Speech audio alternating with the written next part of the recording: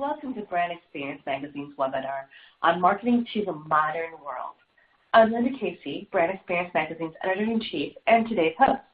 Today, we are joined by three marketing, branding, and innovations experts who will share expertise on marketing to the largest consumer demographic in history, sensorial marketing's changing role in an omni-channel world, and building shopper strategies for CPGs to succeed in a changing retail landscape.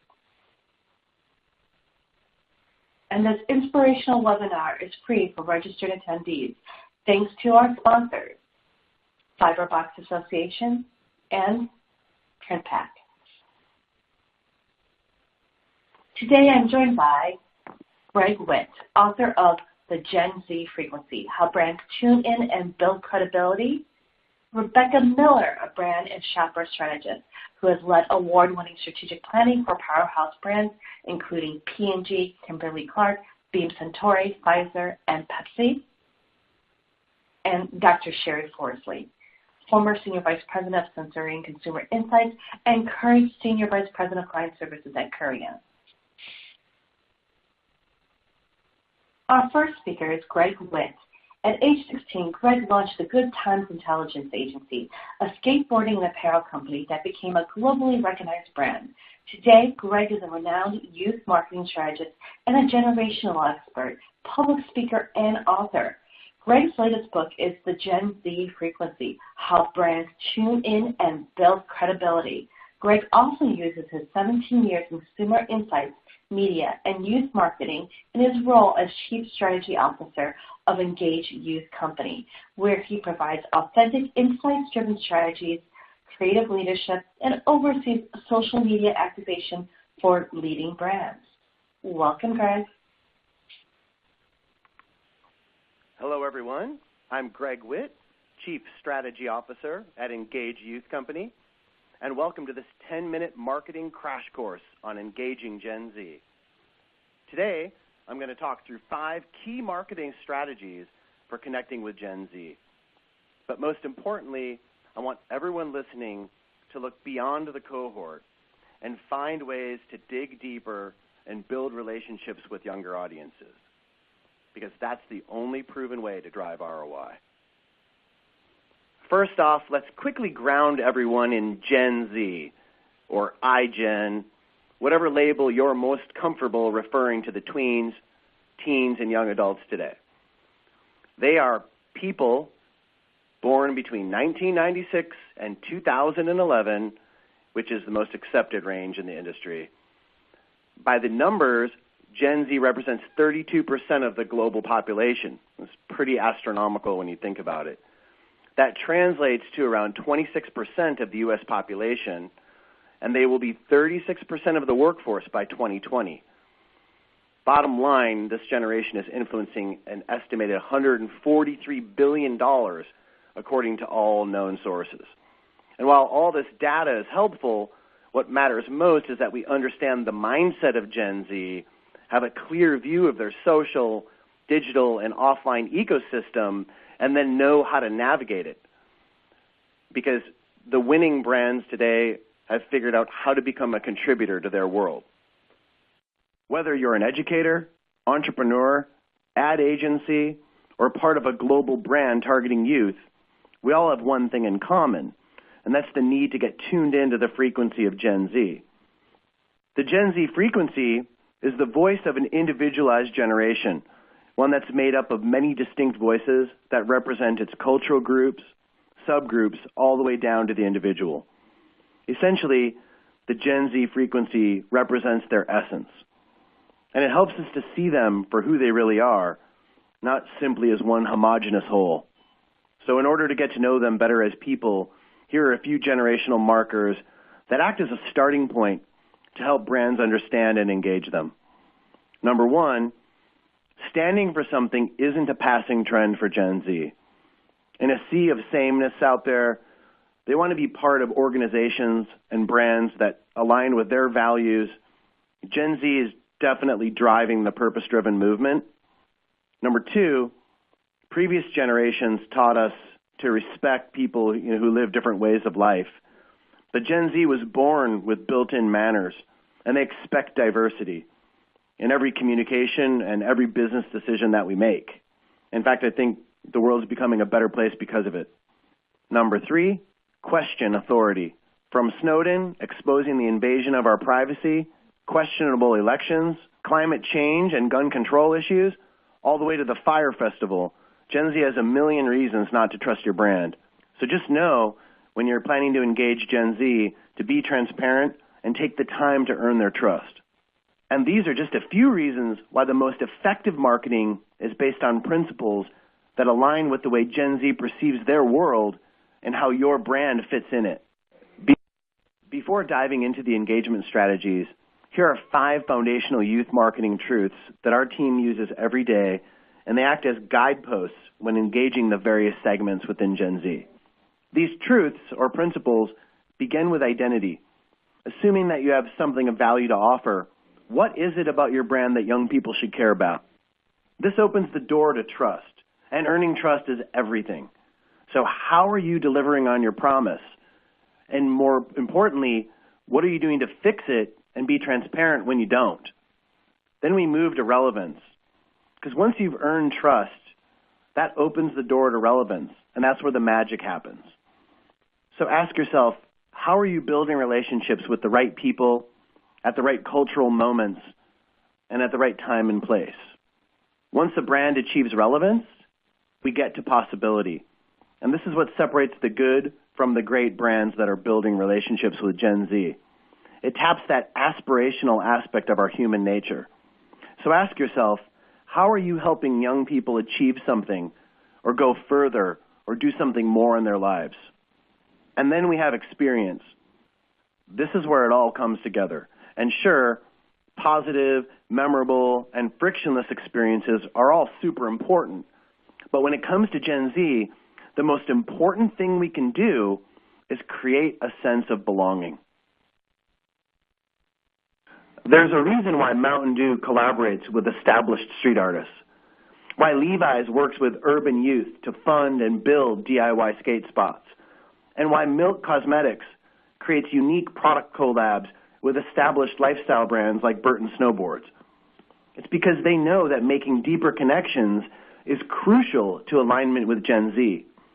Today's young people are highly individualized, and making culturally relevant connections is non-negotiable. If you want to be noticed, followed, and garner attention, align with the most relevant groups within youth culture.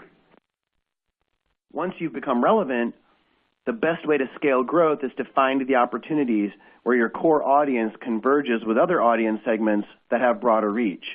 We call these supergroups, and every successful youth brand has them. In a competitive market where Amazon is commoditizing every category and 10,000 Instagram brands are slicing away at your market share, a brand story that Gen Z cares about is your best offense and defense. Identify the scenarios unique to your brand and leverage them in formats like stories, live streams, and real-world events that resonate with your audience. For brands targeting Gen Z, Instagram is the clear priority, but it's not always going to be that way. It never is. My advice to you here is that you develop a social strategy that's organized by primary, secondary, and tertiary social channels.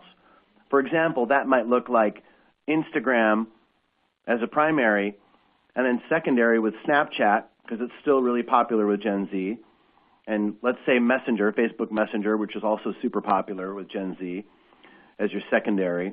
And then tertiary, let's say you're targeting students, Ask FM or Wattpad could be great tertiary channels for you. If you're targeting gamers, Twitch is obvious, but then also Discord communities can be a place to authentically get your message out. And if you're dealing with more expressive audiences, TikTok and YouNow rule. And young professionals, well, you're never going to go wrong with Imager.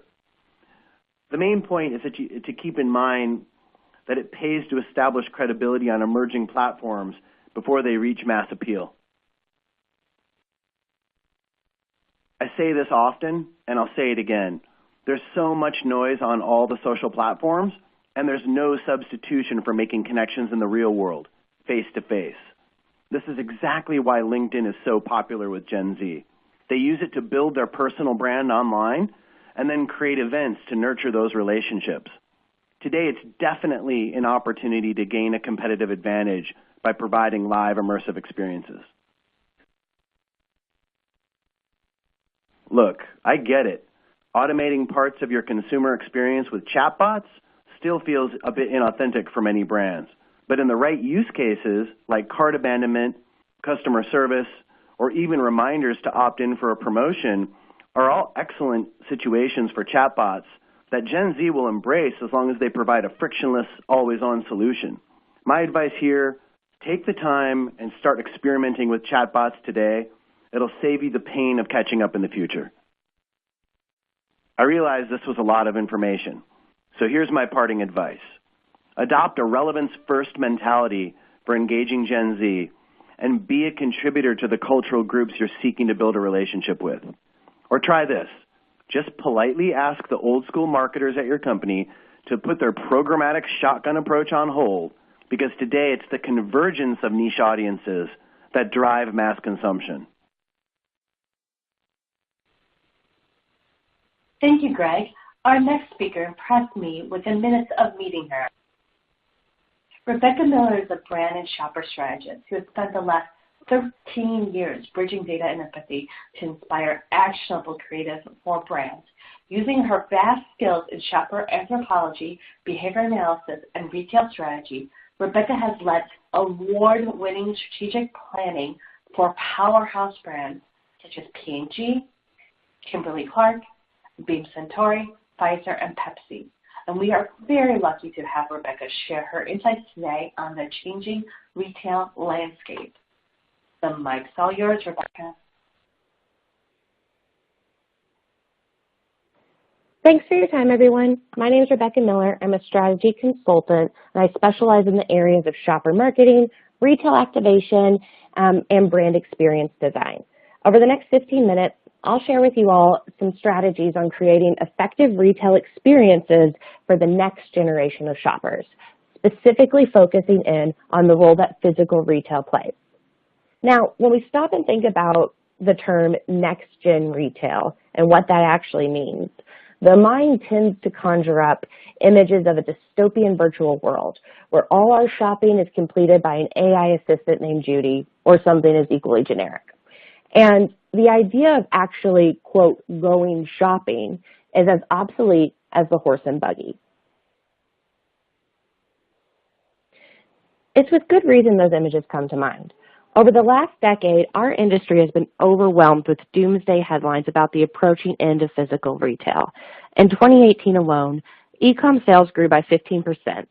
12 retailers filed for bankruptcy, and over 1,500 storefronts shut their doors across the country. But alongside all of these storefronts closing, there's been another phenomenon brewing. More and more e-com first retailers, big and small, are actually dabbling in the brick and mortar space.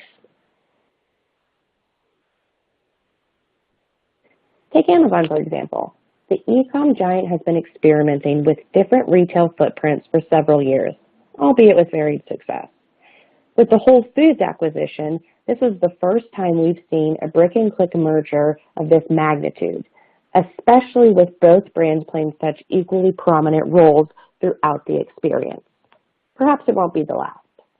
Now, what I find very fascinating about the Amazon bookstore experience is if you pause and think back, way back when, to the beginnings of Amazon, much of their origins are based in selling books online, either physical books or, via the Kindle platform. In fact, that's what drove most bookstore chains out of business. But Amazon has realized that at the end of the day, people like to spend time in bookstores. And what I find most fascinating about Amazon bookstores is not the fact that they're opening them, but how remarkably unrevolutionary the experience is. Drop the Amazon logo, and frankly, the space is pretty reminiscent of your average Barnes & Noble.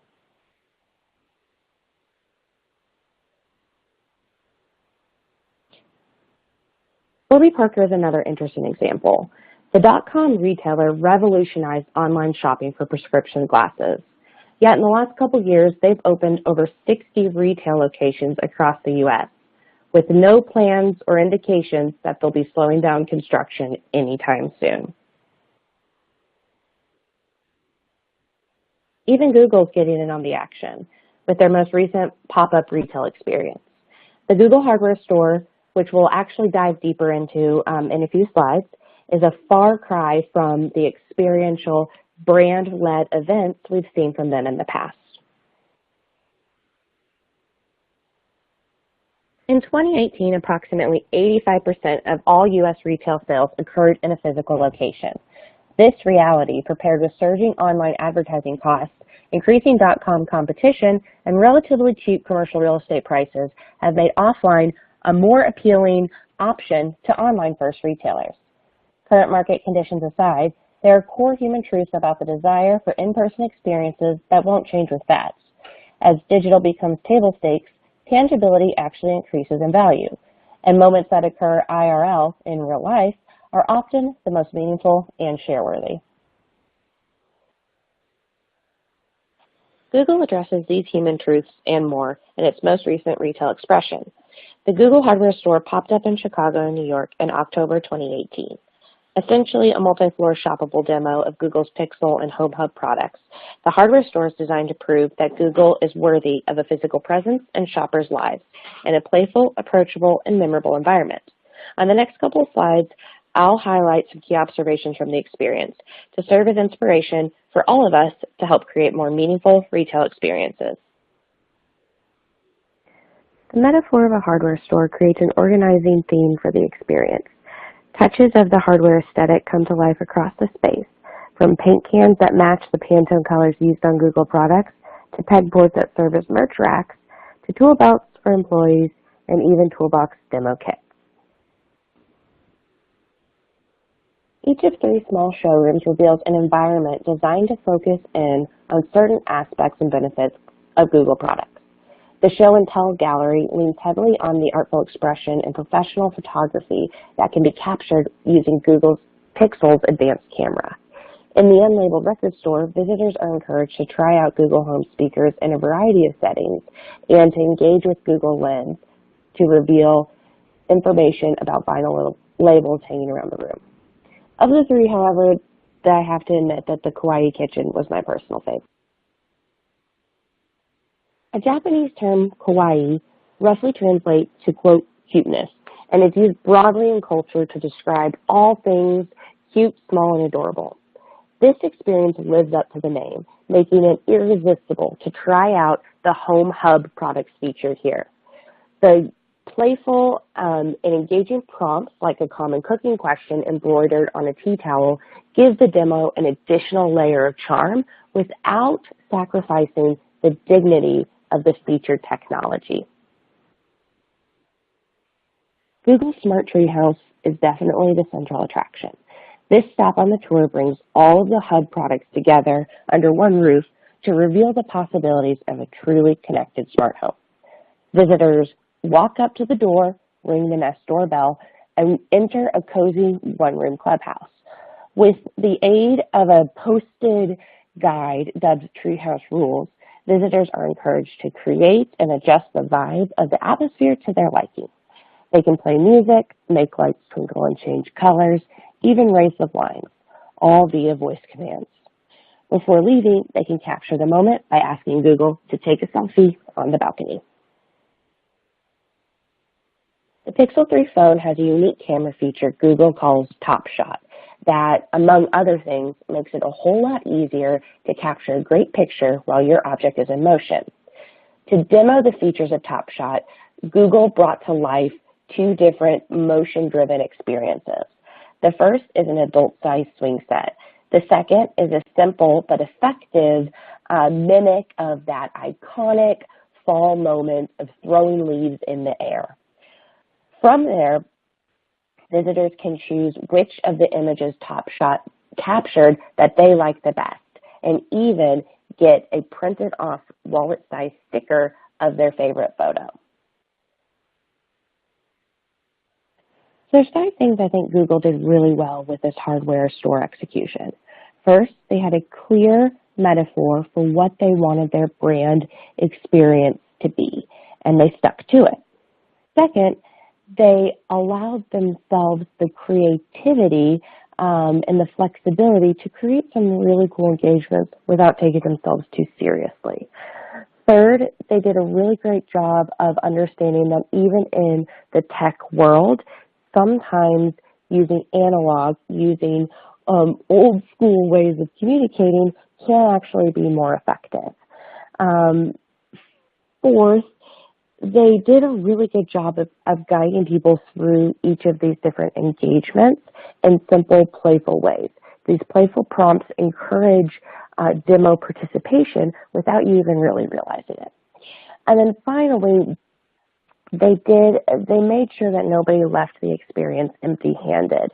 And they did that in a variety of different ways, but primarily through these tangible mementos and photos that serve as reminders of the fun of the experience. So right now you may be thinking, well, of course Google could create an amazing retail experience in this situation. They had big budgets. They were able to have full control over the actual experience and the design from top to bottom. But how is this applicable to my day-to-day? Well, they've also done a good job of leveraging these pop-up experiences as incubators to test and learn various design principles and to then take those learnings down to scale across larger retail formats where their name isn't on the door. For example, this is a Best Buy display currently in stores. And you can see that Google has pulled through a lot of their principles from the hardware store in terms of queuing to home, and especially with these simple and playful prompts to engage with the demo. What that does is it helps bring an element of humanity into a space that could otherwise be really technical and feel less approachable. All of this is not to say that more traditional retailers can now kick off their shoes and breathe a sigh of relief. Far from it. By breaking new ground into the physical world, e-com first retailers have shown their fearless agility and ability and willingness to adapt to changing shopper expectations. One retailer I greatly admire is Selfridges in the UK. At over 100 years old, it currently holds the title for Best Department Store in the World, an award it won for the 4th time in a row at the most recent Global Department Store Summit. What are they doing so well? Well, they are constantly innovating, but still haven't lost sight of what's most important, which is to deliver a killer shopper experience regardless of channel. Harry himself said it best when he said that every purchase should be a souvenir of the experience. I think this point of view is as applicable now, if not more so, than it ever has been before. Thanks so much for your time today. If you have any further questions or if you would like to continue the discussion, please reach out to me at the contact information on your screen. I look forward to hearing from you. Thank you, Rebecca. Our next speaker is Dr. Sheri Forzley, Senior VP of Client Services at Curion. With more than a quarter of a century of research experience, Dr. Forzley, who earned her PhD in physiological psychology from Texas Tech University, values a holistic approach to research incorporating various qualitative and quantitative methods to develop an insightful story with data. It is Dr. Forzley's belief that in-depth understanding of what drives consumer delight should be at the heart of all product design and product development efforts. Welcome, Dr. Forzley. Thank you, Linda, for that introduction. Today I'm going to be talking about how to drive brand growth through sensory understanding. Coming from a strong sensory science background, of course I believe that the senses are important. And by the senses, of course, I'm referring to the way that products are perceived through sight, sound, taste, smell, and feel.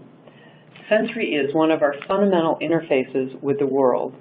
Almost our entire understanding of the world is experienced through our senses. Several years ago, Martin Lindstrom authored a book titled Brand Sense. His position was that the more sensory modalities that you were able to impact with your product, the greater likelihood that it would emerge as an iconic brand. Today, consumers have far more product choices than ever before, and new information bombarding them from all angles. It is important to make sure that your product, your package, or your brand stand out from the rest of the crowd. One way that we can make our product stand out from the masses is to ensure that it has distinctive sensory qualities that will hopefully cue or signal a positive emotional reaction, thus help building stronger connections with the brand. When we think about sensory attributes, it is important that they can link to a benefit, which in turn can be linked to an emotion, which can then drive overall brand acceptance. Some of our examples above, for instance, if you are a yogurt, perhaps you want to push out on creaminess. Then you want to ensure that you have hit on the best creaminess perception, and remember that creamy has both a taste as well as a mouthfeel. It will also be important to understand the core sensory attributes that link to or drive end benefits for that category. Let's take an end benefit like refreshing. For some product categories, refreshing might mean a light, clean scent for smell and a clean feel or touch. For other categories, refreshing might be the cooling sensation experienced through tactile sensations. Through research, you can start to define what those sensory characteristics need to be to drive the benefit that will link to your emotions, which will ultimately impact the decision to buy or not to buy. Here are some examples of where distinctive sensory has made a product stand out from the rest. What a product looks, feels, smells, tastes, or sounds like is important, and the more distinctive those sensory inputs are, the greater likelihood of standing out from everyone else. Can you even imagine Rice Krispie cereals without the snap, crackle, pop? How about your new car smell? Do you know when you no longer believe that you have a new car? Research has shown that it's when the new car scent has left the car. And for at least the boomer generation that I come from, most people recognize the iconic classic bottle of the Coca-Cola just from the shape in their hands. There's also examples of when sensory wasn't quite right. Perhaps a more recent example, who recalls Sun Chips and their excessively loud bag? I'm quite sure that they thought the loudness would be forgiven, knowing that the bag was biodegradable and could be put directly into your compost. This was a complete disconnect between the sensory, the benefit, and the brand. So as you can see, sensory is absolutely integral to our decision process. It is through our perception that we experience most of the world. These experiences get integrated over time and start to form our attitudes, our expectations, and could even impact our future sensory experiences. Taken as a whole, our senses will then inform our decision making. I like it, I will buy it, or this product is right for me. Taking this into the research world, it's about how to continually seek to have a positive sensorial impact at both the product and the package level. In this case, we received a product brief and a raw ingredient with known healthful claims. We needed to put the raw ingredient into a product and into a package in such a way that would allow for women to discreetly consume periodically throughout the day. Those were the instructions, and it was about how to make that all fit into a package and to fit to a brand which was not currently playing within this helpful snacking category. So through an iterative research process using both qualitative and quantitative methods across the product and package testing, it was necessary to understand how to deliver against the core functional and emotional needs and to understand which of the core sensory aspects were necessary to reinforce those benefits. For the product, it was important that critical Questions were included at every step of the evaluation, like how sweet was the product, how chocolatey was the product, how crunchy, while also including the specific end benefits like being healthy for me, made with fresh ingredients, and understanding how those linkages were construed within the consumer's mind. A very similar approach could be used for packaging, and again, it's to help to understand how the sensory characteristics, texture of the material, the color, even the sound of the packaging materials, ladder up to support and reinforce the emotional and functional benefits already identified. And again, all of this would lead to an optimization of not only the product characteristics, but the package characteristics, which ultimately ensure that the final brand promise is realized. Throughout this iterative process, we were sure to keep the consumers as our co-creators throughout the developmental process to ensure optimal delivery of core sensory aspects of product and package. As with any consumer products research, it is important to include a mix of both qualitative and quantitative evaluations. By doing so, you will enable a better process to keep both the functional and emotional benefits in sight to ensure fit to your brand. Thank you very much. I hope you enjoyed learning about some sensory techniques in order to help drive your brand growth. Thank you, Dr. Forzley, and a big thank you to all of our speakers today for their insights. We would also like to thank our sponsors, Fiberbox Association and PrintPack, without which these free webinars wouldn't be possible. On behalf of our sponsors, esteemed speakers, and the rest of the Brand Experience Magazine staff, I would like to thank you for your time today and hope the marketing, innovation, and shopper's insights shared by Gregg, Rebecca, and Dr. Forzley will help you market your brand, products, and services in today's interconnected retail landscape and its quickly evolving paths to purchase.